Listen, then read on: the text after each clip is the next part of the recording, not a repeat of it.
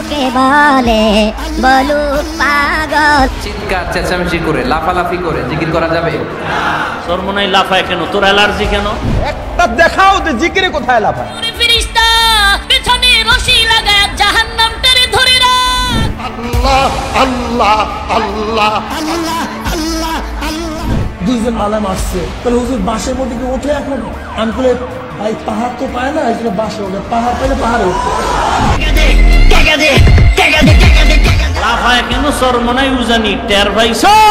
Charmonai Ruby বেশি, টাকা নগদে নিতে চায়। বাপদাদারা পীর ছিল, সেইখান থেকে তারা খেলামত পেয়ে পীর হয়ে এসেছে। এই যে ভণ্ডামি সব গঞ্জাম লাগিয়ে দিয়েছে।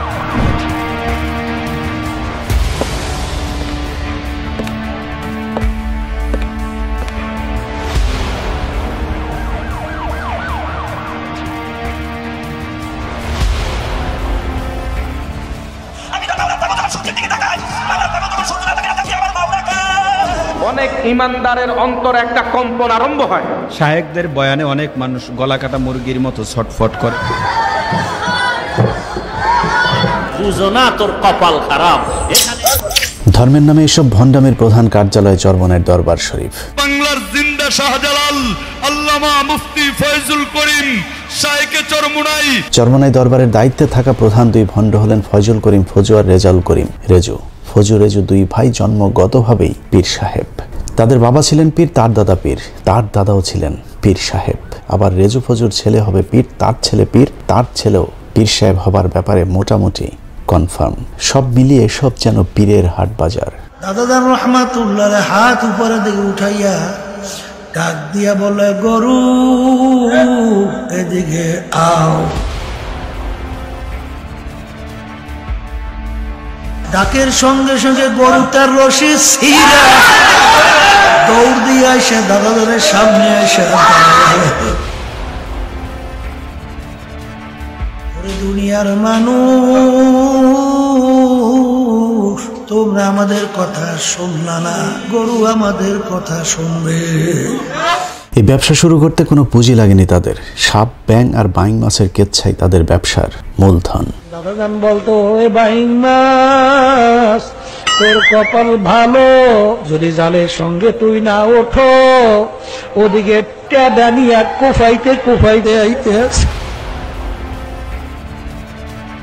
যখন তোর কলিজার মধ্যে কাটা ঢুকে পড়বে, আর তখন পানির মধ্যে থাকতে পারবি। এসব কেচ্ছা কাহিনী শুনিয়ে রেজু ফজু চালিয়ে যাচ্ছে তাদের রমরমা ব্যবসা।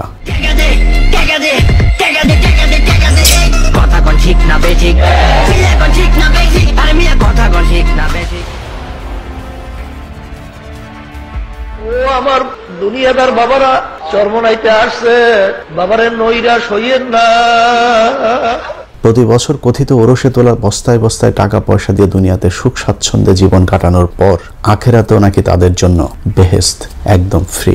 আমি স্বপ্নে দেখতেছি কিয়ামতের মাঠ কায়েম হয়ে গেছে, সমস্ত মানুষগুলো কিয়ামতের ময়দানে উঠছে। আল্লাহর ঘোষণা হলো, যারা নাকি চরমোনাইয়ের মুশাব হুজুরের কথা অনুযায়ী নেক আমল করছে, তাদের এই কিয়ামতের ময়দানে কোনো হিসাব টিসাব নেওয়া হবে না। চরমোনাইয়ের মুরিদদের জন্য মেড ইন বরিশাল লেখা জাহাজ আখেরাতের মাঠে অপেক্ষা করছে। এই জাহাজের যাত্রী কারো কোনো হিসেব হবে না, জাহাজ থেকে নেমেই সোজা জান্নাতে। সৈয়দ ফজলুল করিম রাহমাতুল্লাহ যখন কিয়ামতের ময়দানে বড় বড় জাহাজ দিয়ে রওনা করবে, বলবে, মাবুদ গো দয়া মায়া করে আপনি ওদেরকে আপনার কুদরতি কোলের মধ্যে টাইনে আনেন।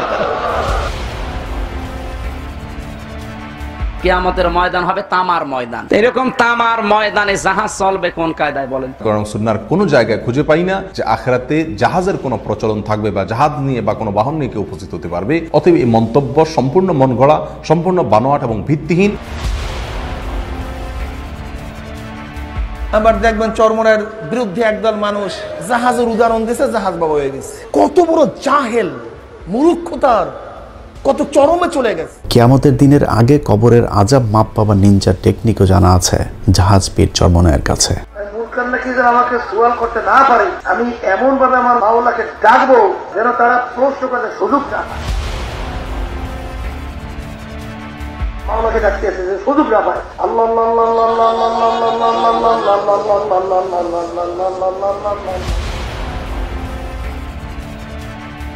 এইভাবে আবার যখন নাকি কাজ শেষ হয়ে যাবে, আবার তারা ঘুরে ঘুরে আখেরাতে ফাঁকি দেওয়ার আশায় থাকা চরমনাই ভণ্ড পীর সাহেবের দুনিয়ার জীবনও ধান্দাবাজিতে ভরপুর। মিথ্যা প্রতারণা, অন্যের বউ ভাগিয়ে নেওয়া, জমি দখল থেকে শুরু করে এমন কোনো অপরাধ নেই দুই কথিত পীর আর তার অনুসারীরা করছে না। যারা সারা ওয়ার্ল্ডের মানুষ আজকে শ্রদ্ধা করে ওই লঙ্গি পরা পীর। এসব মূর্খদের দলে ভেড়াতে অবশ্য খুব বেশি জ্ঞান বিদ্যার প্রয়োজন হয়নি। পীর সাহেবের শিক্ষক নিজেই জানিয়েছেন, শিক্ষা জীবনে ফেল করা ছাড়া পাশের কোনো রেকর্ড নেই কথিত এই ভণ্ড পীরদের। পীর সাহেব শহীদ মোল্লা ফজলুল করিম সাহেব দাওরা পাস করেন না। রেজাউল করিম সাহেব দাওরা পাস করেন না, কোনদিন ফাঁসি করে নাই, দৌড়ায়ও না, নিষ্কাতেও না, দাঁড়াইও না, বক্তব্যেও না, নিচেও না, উপরেও না। প্রাতিষ্ঠানিক কোনো শিক্ষা ছাড়াই কিছু মূর্খ লোকদেরকে এরা দলে ভেড়াচ্ছে। তাদের বায়াত হন নিয়াত, মুরিদ হন নিয়াত, তারা নিয়াত করেন মুরিদ হয়ে গেলাম, বাকির নাম ফাতিয়া। সৈয়দ মোহাম্মদ ফয়জুল করিম খলিফা শায়খুনা মুর্শিদুনা। আজকের অনুষ্ঠানে আপনাদেরকে চরমনাইয়ের কথিত পীর ও শাহেকের ভণ্ডামির কিছু হাতে নাতে প্রমাণ দেখাবো। সৌদি আরবের মতো রাষ্ট্র বাংলাদেশের মতো একজন আসামিকে রাষ্ট্রীয় মর্যাদা দান করবে, তা চিন্তা করা যায় না। চরমনাই পীর সাহেব একবার সৌদি আরবের 5 স্টার একটি হোটেলে তাওয়াল চুরি করে ধরা পড়েছিলেন। সেই ঘটনায় তিনি গ্রেফতার হয়ে জেলেও গিয়েছিলেন। তাম দুনিয়ায় অন্তত জানে পিসাব সরবরে হুজুরে অন্তত চুরি করবে না। ক্যাপ্টেনরা বলছে যে স্বয়ং বাদশার পরিবারের কোন আসামি যদি এই জেলখানায় থাকে, তুমি যে সুবিধা ভোগ করছো সেই সুবিধা তারা ভোগ করতে পারে। সমস্ত মানুষের অফিসারদের আমাকে দেখার সাথে সাথে মনে হয় যেন একটা মায়া মহাব্বত সৃষ্টি হয়েছে। পরবর্তীতে তিনি ভুলক্রমে তাওয়ালটি ব্যাগে ঢুকিয়েছিলেন বলে জানালে সৌদি কোর্ট তাকে খালাস দেয়। তবে সেখানে শর্ত দেওয়া হয়েছিল ফয়জুল করিম 10 বছরের মধ্যে আর সৌদিতে যেতে পারবেন না। আল্লাহ পাক রব্বুল আলামিন ইজ্জতের সাথে আপনাদের কাছে নিয়ে আসবে, কনসেপ্ট ভাবতেও পারতাম। আমি জেনে কি সেখান থেকে চলে আসছি, ক্যাপ্টেনরা পর্যন্ত চোখের কথা বলে। সেই ঘটনাটিকে তিনি দেশে ফিরেই গরু ছাগলের কেচ্চার মতো করে সাজিয়ে তার মূর্খ ভক্তদের সামনে পেশ করেন। আর ভক্তরাও শুনে শুনে হাই পিসাব হাই পিসাব বলে আওয়াজ তুলতে থাকেন। একটা মন্ত্রণালয়ের মেহমান আমি ছিলাম, মদিনায় 5 স্টার হোটেলে ছিলাম, মক্কার মধ্যে 5 স্টার হোটেলে ছিলাম। খানার মধ্যে বলে হুজুর আপনাকে বয়াত করেন, সেখানে দিনের কাজ অপর। কি কাজ করবো? রমজান শুরু হওয়ার 9 দিনের মধ্যে 3 খতম দিয়ে ফেলেছে। অনেক সময় অনেক রাতে 100 রাকাত পর্যন্ত নামাজ পড়তাম।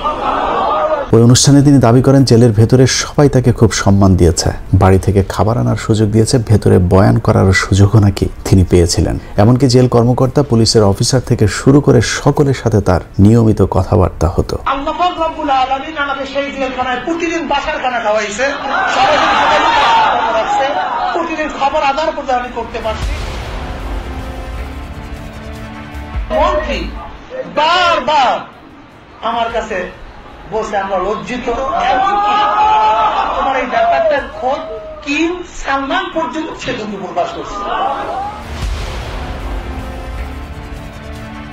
কিং পরিবারের ছেলেটার নাম হলো ফয়সাল, টেলিফোন নাম্বার দিল যে তুমি আমার ভাই আব্দুল্লাহকে শুধু এই কথাটুকু বলবা, সরাসরি সে যেন কিং ফয়সালের সাথে আলোচনা করে। এবার প্রশ্ন হলো, সৌদি প্রশাসনের সাথে নিয়মিত এমন আলাপচারিতার জন্য তো আরবি জানতে হবে, কিন্তু চরমনাইয়ের কথিত শাহেক আরবিতে কথা বলতে জানেন কিনা তার প্রমাণ দেখি চলুন। তার নজরে কোনো এখানে শিরক বিদআত শরীয়তের খেলাফ কোনো নজর বা কোনো দৃষ্টি পড়ছে কিনা? يقول هذا رأيت خلاف الشرع من الشرك والبدعات وغيره. ما رأينا شيء ما رأينا أي مخالفة شرعية. শিরক বিদআতের মধ্যে জানিয়ে শুনিয়ে জড়িত হবে যে আল্লাহকে ভয় দিলে কিভাবে ধারণা করতে পারে? وكيف أخبر عنا بالشرك وأنتم صدقتم هذا الكلام؟ ما كنا ندري ما عندنا معلومات يعني عن সম্প্রতি একটি ভিডিওতে দেখা যায় চরমনাই পীর সাহেব একজন আরাবিয়ান লোকের সাথে দোভাষীর সাহায্যে কথা বলছেন। এমনকি খুব ছোট ছোট বাক্য তিনি দোভাষীর সাহায্য ছাড়া বলতে পারছিলেন না। আমরা তো প্রথম স্টেজ নিয়ে আসছি, কিন্তু দ্বিতীয় তৃতীয় স্টেজ নিয়ে তো আমাদের আলোচনা খুবই কম হয়। এখন প্রশ্ন হলো, সৌদি জেলখানার ভেতরে থাকা অবস্থায় তিনি এত আরবি এক্সপার্ট কিভাবে হয়ে গিয়েছিলেন? সৌদি আরব আসবেন, জীবনে কোনদিন পাসপোর্ট আপনার লাগতো না, জীবনে কোনদিন বিমানের টিকিট আপনার লাগতো না,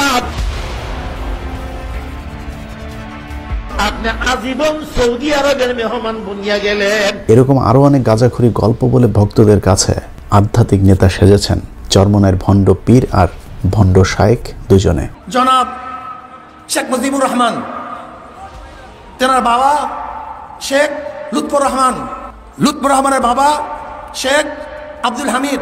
কিছুদিন আগে আওয়ামী লীগের চামচামো করতে গিয়ে চরমনায়ের ভণ্ড শায়েখ শেখ মুজিবুর রহমান সম্পর্কে ভুয়া এক পরিচয় তুলে ধরেন, যেখানে তিনি দাবি করেন শেখ মুজিবের পূর্বপুরুষ শেখ আওয়াল 1463 সালে ইরাক থেকে এসেছিলেন এবং শেখ আওয়াল হচ্ছেন হযরত বাইজিদ বুস্তামির শাগরেদ, অর্থাৎ বাইজিদ বুস্তামির সাথে তার সংস্পর্শে যাওয়ার সুযোগ হয়েছে। শেখ আব্দুল আউয়াল যিনি ইরাক থেকে এসেছিলেন, তিনি বাইজিদ বুস্তামি রহমাতুল্লাহ আলাইহির একজন শাগরেদ ছিলেন, তেনারই বংশধর।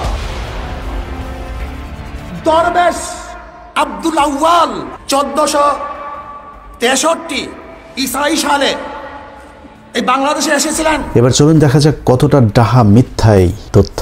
উইকিপিডিয়ার তথ্য অনুযায়ী বাইজিদ বুস্তামি মারা যান 874 সালে, আর মজুপীরের বক্তব্য অনুযায়ী তার শাগরেদ বাংলাদেশে আসেন 1463 সালে। তাহলে বাইজিদ বুস্তামির শাগরেদ 600 বছর পর কিভাবে জীবিত থেকে বাংলাদেশে আসলেন? বাইজিদ বুস্তামি রাহমাতুল্লাহ আলাইহি একজন শাগরেদ ছিলেন 1463। আসলে এই সবই মিথ্যা, বানোয়াট, প্রতারণা। আপনি যদি চরমনাই প্রস্রাবের নিজের বাবা দাদার নাম জিজ্ঞেস করেন, তারপরেও তিনি 3 পুরুষের উপরে যেতে পারবেন না। আর শেখ মুজিবের জন্ম পরিচয় তো এমনিতেই ভেজাল যুক্ত। শেখ সাহেবুত তাশরীরা ধর্ম প্রচারক ছিলেন। আল্লাহ আল্লাহ আল্লাহ আল্লাহ আল্লাহ আল্লাহ। চরমনায়ের মাহফিলগুলোতে যে অসভ্য লাফালাফি চলে তা নিয়েও নিজেদের মতো মন গড়া ব্যাখ্যা দিয়ে যাচ্ছেন চরমনায়ের কথিত আলেমরা। বাস্তবে এসব লাফালাফি শুধুই ভণ্ডামি ছাড়া আর কিছুই না।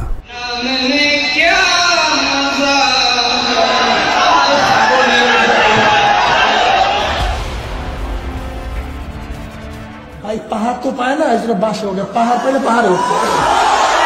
এভাবে কোরআন হাদিসের ভুল ব্যাখ্যা দিয়ে মানুষকে বিভ্রান্ত করে যাচ্ছে এই দুই ভণ্ডপীর, আর তার শাগরেদদের অবস্থাও একই রকম। শায়েখদের বয়ানে অনেক মানুষ গলা কাটা মুরগির মতো ছটফট করেনি। মাওলার নামের জিকির শুনলে তাদের অন্তরে একটা মোহাব্বতের ভাব চলে আসে। জাহান্নামের আযাবের ট্যান যখন ভিতরে ঢুকিয়া যায়, তখন বান্দার শরীরের মধ্যে জাল জ্বালা শুরু হয়ে যায়। চিৎকার চেঁচামেচি করে লাফালাফি করে জিকির করা যাবে? লাফায় কেন চরমনাই উজানি টের পাইছো? যিনি জিকির পরিচালনা করতেছেন ওনার ঘাড়ে ওঠা যাবে। আহাম্মক মূর্খ! ভণ্ডামি করে কোটি কোটি টাকার মালিক হয়ে ভণ্ডদের এখন ক্ষমতা লাভের স্বাদ জেগেছে। একসময় নির্বাচন হারাম ফতোয়া দেয়া এসব ভণ্ডরা এখন নারীদেরকেও ভোটের মাঠে নামিয়েছে ভোটারদেরকে আকৃষ্ট করতে। নগরীর পিতা হবার ধান্দায় বরিশালের অলিগলি চষে বেড়াচ্ছে এসব জাহাজ পীরের মুরিদেরা। ইয়া নবী আল্লাহ, এখন আমরা কি করব? আল্লাহ নবী বলতেন, যা তোরা সবাই শেখ হাসিনার পক্ষ। হাত পাকা পত্রিকার মেয়র প্রার্থী অন্তত চুরি করবে না, ডাকাতি করবে না। সিটি মেয়র নির্বাচন, তারা নির্বাচনে যাচ্ছে, আমরা ধিক্কার জানাই। সম্প্রতি দেশের প্রায় সব ইসলামী দল যখন শেখ হাসিনার অধীনে যে কোনো নির্বাচন বয়কটের ডাক দিয়েছে, তখন চরমনাই পীর সাহেব ভোট চোর সরকারের বৈধতা দিতে তাদের পাশে গিয়ে দাঁড়িয়েছে। যার কোনো বিকল্প নাই, শেখ চরমনাই, বরিশালের মেয়র চাই, শেখ চরমনাই। আমাদের সূত্র জানিয়েছে, বরিশাল সিটি কর্পোরেশন নির্বাচনে ফয়জুল করিমকে আগে থেকে নির্বাচনে জয়ের ব্যাপারে আশ্বাস দেওয়া হয়েছে, যে কারণে তাদের দলের কেন্দ্রীয় সর্বোচ্চ নেতা হবার পরেও তিনি সিটি কর্পোরেশনে মেয়র পদে প্রতিদ্বন্দ্বিতা করছেন। আপনি যদি হাত পাখা পত্রিকায় ভোট দেন, তাহলে ভোটটা পাবে আল্লাহর নবী। হাত পাখার বিকল্পে ভোট দেওয়া কবিরা গুনাহ, কবিরা গুনাহ। সূত্র আরো জানিয়েছে, হাসিনা এক ঢিলে 3 পাখি মারবার টার্গেট নিয়েছে। একদিকে শেখ পরিবারের সদস্য বরিশালের ত্রাস সাদিক আব্দুল্লাহকে মনোনয়ন না দিয়ে আওয়ামী লীগের যে প্রার্থীকে মনোনয়ন দেওয়া হয়েছে তাকে খুশি করা হয়েছে। স্থানীয় আওয়ামী লীগ মনে করছে শেখ হাসিনা যোগ্যতার প্রশ্নে নিজের পরিবারের মানুষকেও ছাড় দেন না। অন্যদিকে চরমনাইকে জিতিয়ে সবাইকে বোঝানো হবে দেশে নিরপেক্ষ নির্বাচন হচ্ছে, অতএব শেখ হাসিনার অধীনে সুষ্ঠু নির্বাচন হওয়া সম্ভব। আমি প্রথম বস্তিবাসীদের উন্নয়ন করব, বাচ্চা প্রসবের জন্য সিটি কর্পোরেশন সমস্ত দায় দায়িত্ব গ্রহণ করবে। সূত্র জানিয়েছে, আওয়ামী লীগ প্রার্থীকে যেহেতু পাশ করানো হচ্ছে না, সে কারণে সাদিক আব্দুল্লাহকে কৌশলে মনোনয়ন দেওয়া হয়নি। মূলত চরমনায়ের কথিত পীর ও শায়েক দুটোই সরকারের বরিশাল প্রতিনিধি। এদের কাজ শুধুই মানুষকে বিভ্রান্ত করা, আর যারা কোরআনের আসল ব্যাখ্যা বিশ্লেষণ করে তাদের বিরুদ্ধে ফতোয়া দেয়া। কিছু ইংলিশ ফিংলিশ পড়িয়া, বাংলা টাংলা পড়িয়া বাস ফতোয়া দেওয়া শুরু করছে। সাহেল গন্ডমূর্খ। জাকির নায়ক সাহেব তো একজন গবেষক মানুষ, ভালো কথা বললেই তোমরা বলবে হিংসা করে না। আল্লাহর কসম করে বলি, কারোর সাথে আমাদের হিংসা নাই। কোন বক্তাদের বয়ান শুনবেন তাও চিন্তা করেন। বর্তমান পৃথিবীর সর্বশ্রেষ্ঠ আলেম ডক্টর জাকির নায়কের বিরুদ্ধেও এই চরমনায়ের ভণ্ডরাই বিভ্রান্তি ছড়ায়। জাকির নায়ক সাহেব কাজ বাদ দিয়া ওয়াকাজের মধ্যে যখন লিপ্ত হয়ে গেছে, তখন ধিক্কারে পাত্র হয়ে গেছে। ডক্টর জাকির নায়কের বিরুদ্ধে তাদের এই ফতোয়াবাজির কারণ একটাই, তা হলো তাদের বেদাতি ব্যবসায় ঘাটতি। স্বার্থের প্রশ্নে এরা নিজের ভাইকেও ছাড় দেয় না। ক্ষমতা দেখিয়ে নিজের অন্য ভাইদের জমি দখল করে নিয়েছে রেজু ফজু দুই পীর সাহেব। 33 জনের বিরুদ্ধে মামলা ও চরমনাই পীর সাহেবের বিরুদ্ধে সম্পত্তি আত্মসাতের মামলা শিরোনামে সংবাদ প্রকাশিত হয়েছে, যা আমাদের দৃষ্টিগোচর হয়েছে। যদি পেয়েও থাকে, সেই জায়গা পাওয়া নেওয়া দেওয়ার জায়গা তো প্রিন্ট মিডিয়া না, সোশ্যাল মিডিয়া না। যাদেরকে গরু, ছাগল, কুকুর, বাঘ আর জাহাজের গল্প শুনিয়ে বস্তা ভর্তি টাকা কামানো হচ্ছে, তাদের বিপদেও কখনোই কাজে আসে না সারাক্ষণ দান খয়রাতের কথা বলে মানুষের পকেট কর্তনকারী পীর সাহেবেরা। চরমনাইতে আসছে, বাবারে নৈরাশ হইয়েন না। গত বছর একটা রিপোর্টে দেখলাম এক মাহফিলে তার 3 কোটি টাকা কালেকশন হয়েছে। এটা হয় না? তো এত কোটি টাকা কই যায়? মার্কেট করে। আমি কয়েকদিন আগে রাজনীতি কিশোর সঙ্গে সামনাসামনি কথা বলছি, ভাই আমি চেক আপ করতে পারি না, আমাকে সহযোগিতা দিয়ে 1 টাকাও দেয় না আপনারে রেজাল্ট করি।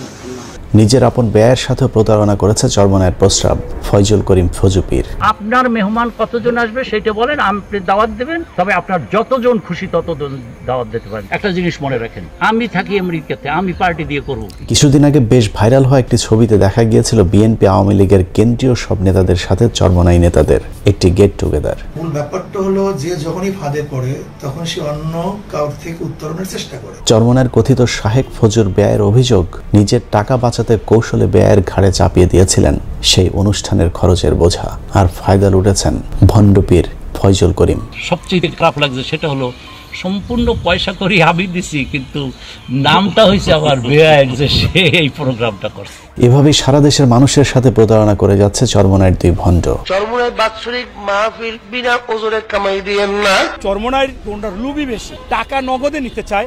ওনাদের মাঠে বসে এমন বয়ান দেয়, বয়ানের চড়ে আপনি কাপড় চোপড় খুলে আপনি ওনাদেরকে দিয়ে দেবেন। চরমনায়ের পিসা হুজুর যে ভাওতাবাজি শুরু করছে কয়দিন ধরে, বাপ দাদারা পীর ছিল, সেখান থেকে তারা খেলাবোধ পেয়ে পীর হয়ে এসেছে। এই যে ভণ্ডামি, জাহেল, জ্ঞানের স্বল্পতা, আমাদের মধ্যে মূর্খতা অনেক বেশি। গুরু ঠাকুর বলছে পর্দা লাগে না, এটাই সঠিক।